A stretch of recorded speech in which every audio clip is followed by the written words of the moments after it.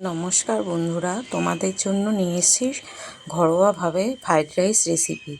তার জন্য একটা বড় জায়গাতে বেশি করে জল গরম করে তার মধ্যে নুন, গোটা গরম মশলা, তেজপাতা দিয়ে ভালো করে ফুটিয়ে নিতে হবে। আগে থেকে 1 ঘন্টা আগে বাসমতি চাল ভিজিয়ে রেখেছিলাম। সেই চালটা ধুয়ে গরম জলে 80% মতো সেদ্ধ করে জল ঝরিয়ে রাখতে হবে। এবার কড়াতে সাদা তেল গরম করে সরু লম্বা কুচি করা গাজর দিয়ে লাল করে ভেজে তুলে নেব।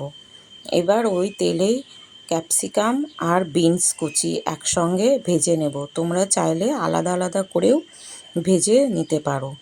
আমি এখানে কাজু কিশমিশ ব্যবহার করিনি, তোমরা চাইলে এই তেলে কাজু কিশমিশটাও ভেজে তুলে রাখবে। এবার ওখান থেকে কিছুটা তেল কমিয়ে রেখে একদম গ্যাস কম আঁচে রেখে ভাতটা দিয়ে তার মধ্যে ভাজা ভেজিটেবলগুলো ছড়িয়ে দিয়ে পরিমাণ মতো নুন, 1 চামচ গোলমরিচ গুঁড়ো আর 2 চামচ গুঁড়ো চিনি, আমি চিনিটা গুঁড়ো করে দিয়েছি, তোমরা চাইলে নর্মাল দিতে পারো, আর হাফ জায়ফল আমি একটা গ্রেটার দিয়ে গ্রেট করে দিলাম। এরপর ভালো করে মিশিয়ে নিয়ে কিছুটা ঘি ছড়িয়ে দিয়ে 10 মিনিট মতো কম আঁচে ঢাকা দিয়ে রাখতে হবে। 10 মিনিট পরে আবারও ভালো করে মিশিয়ে নিলেই রেডি আমাদের ফ্রাইড রাইস।